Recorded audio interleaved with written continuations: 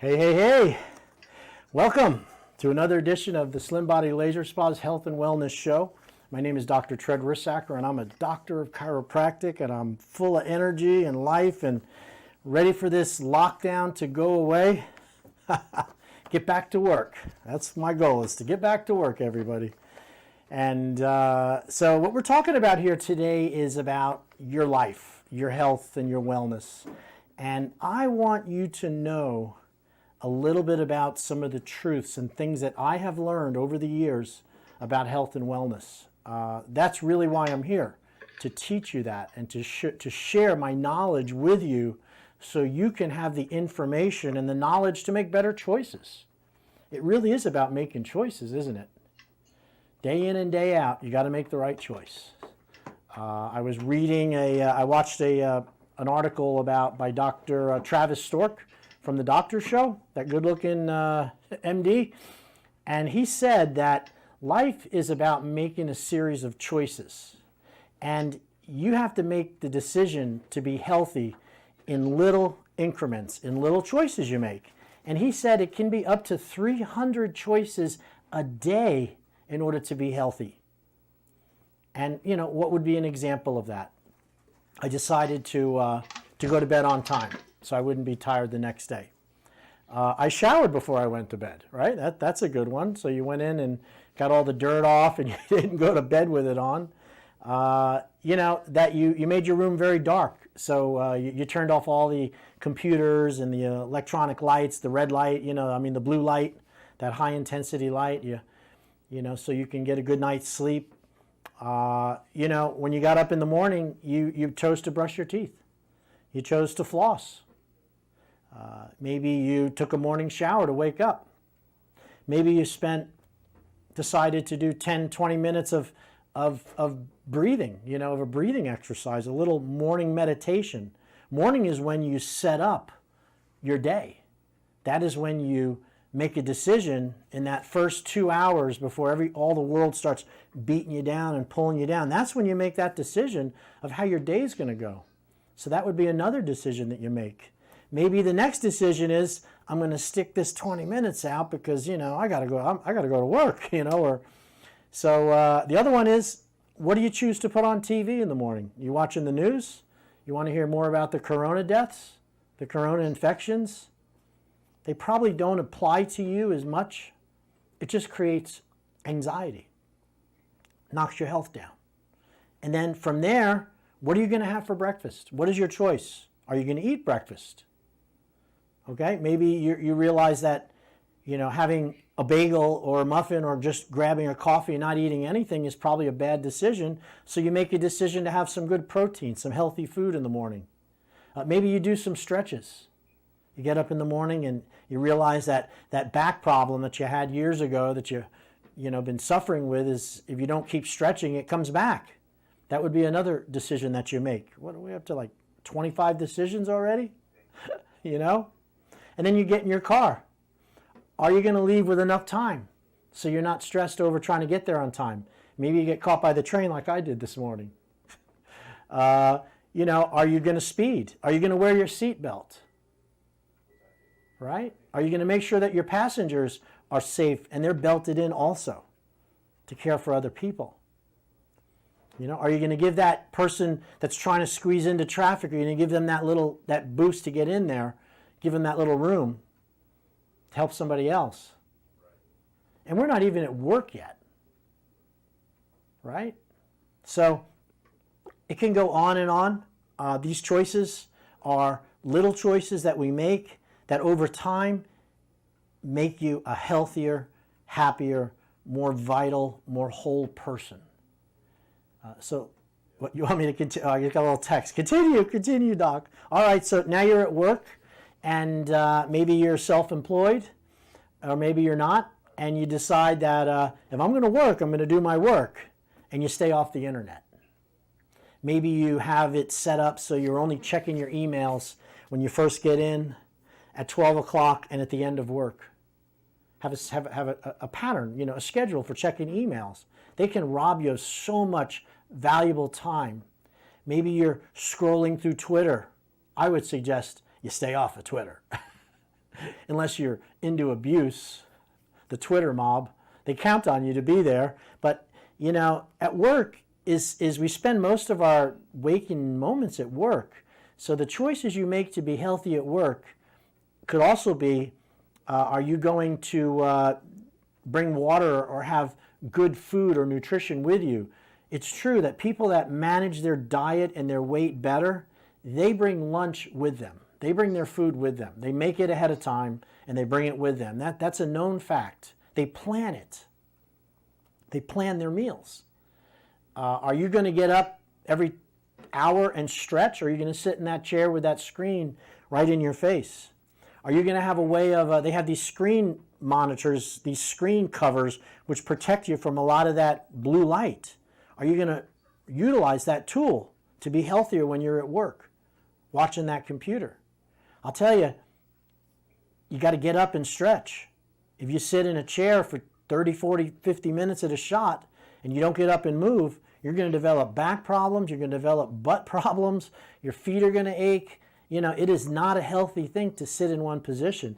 You got to get up and move. Are you taking your break, or is it a cigarette break? You know? Are you working to see of what service you can be to other people at work, to see how you can help other employees, help your boss, or even help your own business model? Or are you there just to get a paycheck and get the heck out? That decision, that desire to be helpful, to be supportive of the group, is a lot healthier and produces endorphins and serotonin and produces the good hormones which keep your body strong and fit, versus, oh God, I'm just counting the clock, watching it tick away.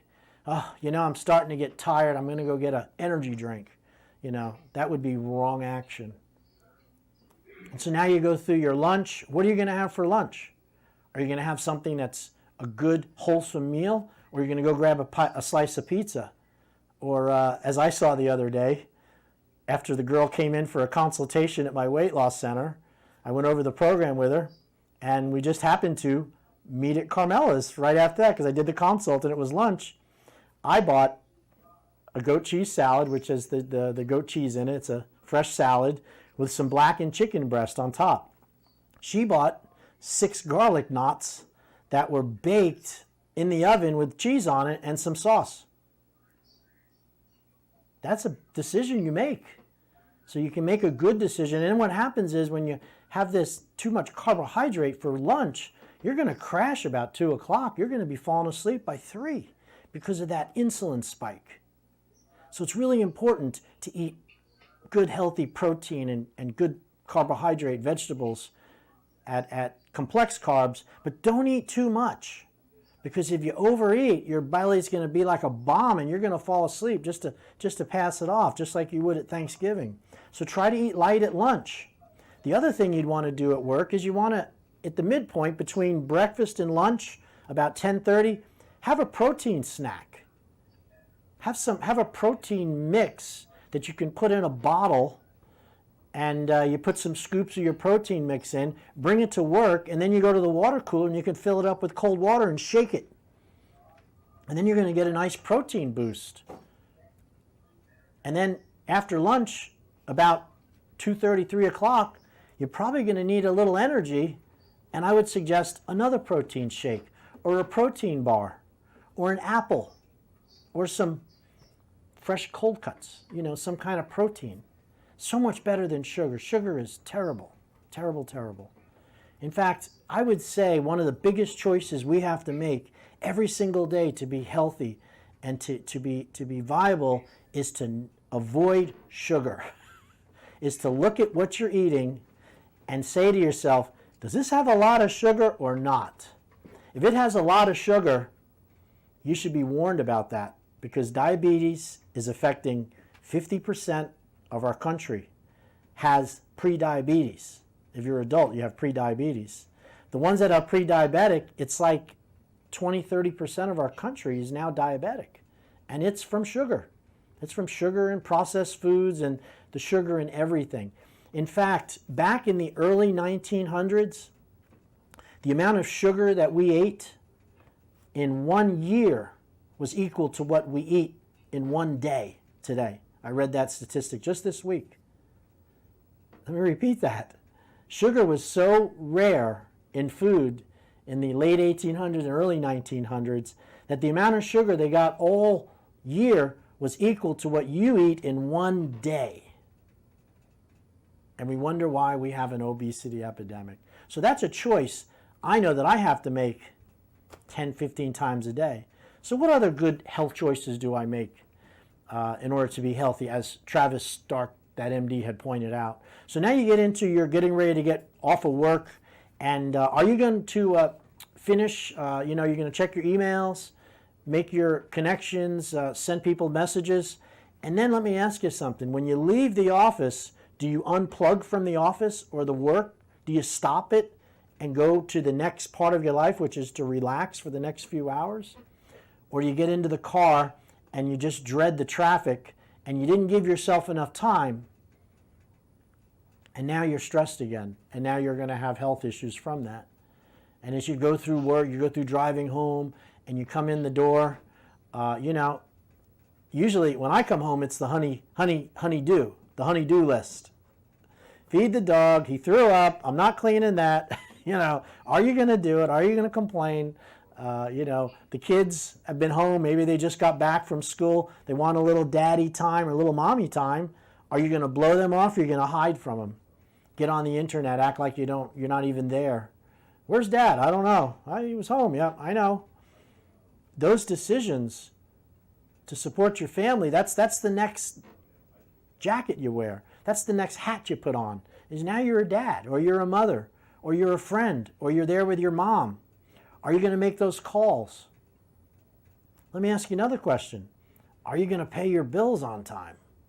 That's another choice you have to make.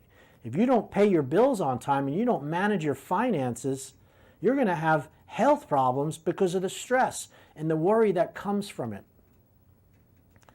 And then, are you going to help with the dishes? Make the wife a meal, or make your family a meal, or bring a meal to your aging mother or father somewhere?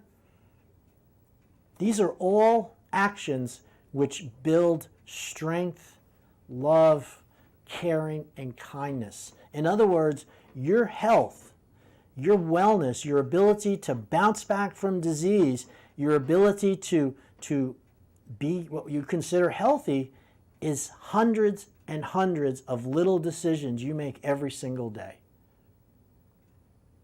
Now, this is a fact. Health is not a given. You are not given health. You are either working towards health or you're moving away from health. Health is not a constant, people. And every day, if you do more actions for benefiting your life, like I described, and less of those other ones, you'll be moving towards health. But if your day involves the opposite, didn't get up on work on time, went to bed too late, I'm tired, time to brush my teeth, sped to work, cut 3 people off, got in the parking spot, got at work, went right to the computer, started surfing online, boss came in, jumped offline, acted like I was working, checking the clock, I'm stressed, getting an energy drink about 10, thinking about how much you hate the employee next to you or the customers that are coming. I mean, I could go on with that. You understand where I'm going with this. It is a series of little decisions you make again and again that restore your health. All right. So that's my message today. You got to start somewhere, and it starts at home and with the little decisions. Make a list. Make a list. Be conscious of this. Sit down with a piece of paper and a little booklet and bring it with you and write down the decisions that you do every single day, from when you get up, from when you went to sleep, to the food, the type of food you had, to did you skip meals, yes or no? Did you bring a snack? Were you kind to people or were you not kind to people? Did you did you speak to your parents, if necessary? Did you spend time with your children? Write out the things that are important to you and make a list, and then start taking inventory of yourself as to whether or not you did these or didn't do that, and can you improve. You know, Benjamin Franklin was an incredible person, as we know. Ben Franklin, he was an inventor. He was a politician, I guess. He was also somebody who started the colleges in Boston, and he was an incredible person at dealing with people.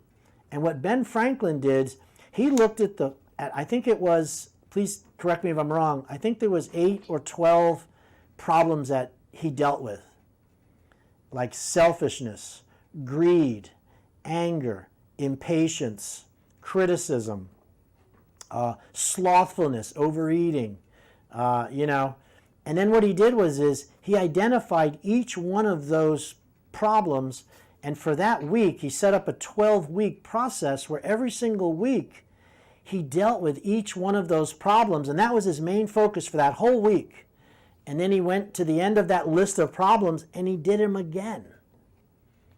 That's what I'm talking about. That man is disciplined, because otherwise you don't know you're doing it. It becomes a reaction, it becomes a habit, talking about other people, wanting to share negative things with your family. I'll tell you, that's probably one of the hardest things for most people to do, is to see things on TV, to hear what's happening, to feel they have a knowledge that other people don't have, like, I see what you don't see, and I want to tell you about it. That might be good for you. It's not even good for you, because that, my friend, is criticism. And when you're sharing it with another person who's not interested or doesn't really, has their own life to lead, that's called interference. There's a thing called the law of non-interference. Stop interfering with other people's happiness by dumping what you think's going to happen. And I take care of a lot of people in my office at the Slim Body. I see this a lot. A lot of people are so stressed because, their partner, their friends just see the negative of everything. There's a lot of great stuff out there happening. We live in a country of 350 million people. What was it? The corona deaths? I think it's around the world, am I correct in saying that, is about 400,000? We have 350 million people. The world has 6 billion. 400,000 people, more than that will die in auto accidents next year, I promise you. And that doesn't belittle the severity of COVID or the fact that auto accidents are dangerous, but you got to look at it. I like to look at things from a glass that's half full. I know the glass could be half empty. I know that it's going down, but I choose not to focus on that. I choose to focus on what I still have. So I stay happy and I stay peaceful. I'm looking forward to this fall so we get some cool weather, right? I think it's going to be good. We're going to get a lot of people going to come back into our wonderful community here in Stuart, Florida, and they can help us and help you by bringing their income and their services, We're very much an economy that's dependent on our lovely people that come down from up north. I know my office sure is. So I'm staying positive, keeping my chin up and hoping that they'll not be scared to come down and enjoy the beautiful sun here down in South Florida. All right, so you're listening to Dr. Tread's Slim Body Laser Spa. I'm located on East Ocean Boulevard, across the street from the Fresh Market. It's a laser-assisted weight loss center. What I do there is I use an FDA-cleared device called a Lapex Lipo Laser, and it's really designed for spot fat reduction and body contouring. But when you include it with weight loss and you include it with nutrition and detoxification, it's a life-changing situation. We can lessen body fat, we can tighten skin, we can drop BMI, fatty BMI, which is your body mass index. We can shave percentage points off of that every time you come into the spa. Now with this high risk of COVID, and obesity is number 5 of the risk factors one of five. So there's 5 risk factors: heart disease, diabetes, cancer, stroke, breathing problems, and then obesity. I can help you with the obesity, and then everything else will get better. Okay, we're going to take a little break here and come back. When I come back, I am going to go over a little bit more about, I'm going to teach you today. Today's a teaching lesson. I'm going to go over the standard process that we use when confronting somebody with weight issues and what we tell them, how we explain it. And I think it'll be really informative for you to check that out. So come on back after the break. And again, this is Dr. Tread from Slim Body Laser Spa.